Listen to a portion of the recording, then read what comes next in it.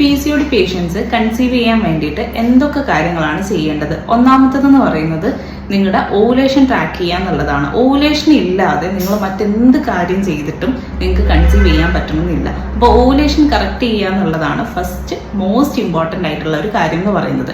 രണ്ടാമത്തേതെന്ന് പറയുന്നത് നിങ്ങളുടെ vitamin D ആണ്. വൈറ്റമിൻ ഡി ചെക്ക് ചെയ്യുക. വൈറ്റമിൻ ഡി നോർമൽ ആണോ എന്ന് ശ്രദ്ധിക്കുക, അല്ലെങ്കിൽ അതിന്റെ സപ്ലിമെന്റേഷൻ എടുക്കുക. മൂന്നാമത്തേത് ഫോളിക് ആസിഡ് ആണ്. 3 മാസം മുന്നേ എങ്കിലും ഫോളിക് ആസിഡ് ടാബ്ലറ്റ്സ് സ്റ്റാർട്ട് ചെയ്യുക.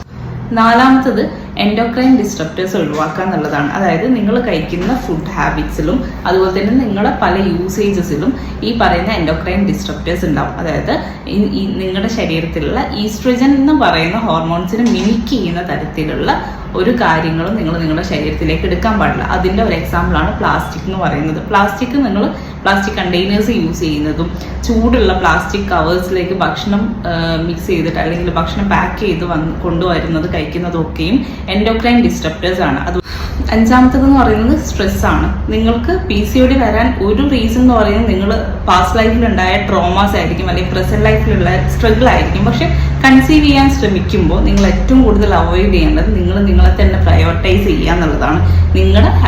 നിങ്ങളെ തന്നെ ഹാപ്പി ആക്കി വെക്കുക എന്നുള്ളതാണ്. ഈ 5 കാര്യങ്ങൾ ശ്രദ്ധിച്ചാൽ മാത്രമാണ് ഒരു PCOD പേഷ്യന്റിന് കൺസീവ് ചെയ്യാൻ പറ്റുള്ളൂ.